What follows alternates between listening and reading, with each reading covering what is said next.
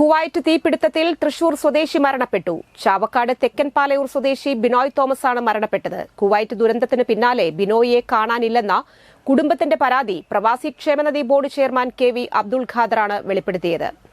ബിനോയ് തീപിടുത്തം നടന്ന ഫ്ളാറ്റിൽ ഉണ്ടായിരുന്നു എന്നാണ് സംശയം. 5 ദിവസം മുൻപാണ് ബിനോയ് കുവൈറ്റിലെത്തുന്നത്. തീപിടുത്തം നടന്ന ദിവസം രാവിലെ 2 മണിവരെ ഇദ്ദേഹം ഓൺലൈനിൽ ഉണ്ടായിരുന്നുവെന്ന് വീട്ടുകാരും അറിയിച്ചിരുന്നു. കുവൈറ്റിലെത്തിയതിനു ശേഷം വീട്ടുകാരുമായി ബന്ധപ്പെട്ടിരുന്നുവെങ്കിലും അപകടം നടന്നതിനു ശേഷം ബിനോയിയെക്കുറിച്ച് മറ്റ് വിവരങ്ങളൊന്നും ലഭിക്കാത്തതിനെ തുടർന്നാണ് കുടുംബം പരാതിപ്പെട്ടത്.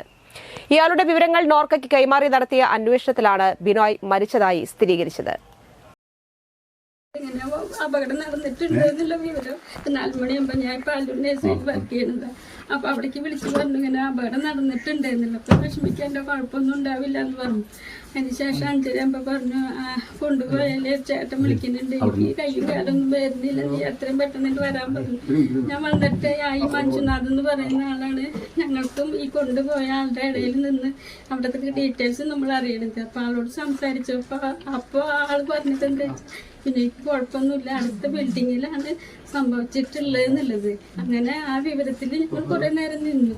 ചേട്ടൻ ഭർത്താവ് വന്നിട്ട് നോക്കുമ്പോൾ ഒരു 11:30-12 മണിയോട് കൂടിയിട്ട് മഞ്ജുനാഥിനെ വിളിച്ച് സംസാരിച്ചപ്പോഴാണ് ഈ ആള് ഈ ബിൽഡിങ്ങിലുണ്ടെന്നും 6ാം നിലയിലാണ് ആള് നിൽക്കുന്നതെന്നും വ്യക്തമായിട്ട് അറിഞ്ഞത്.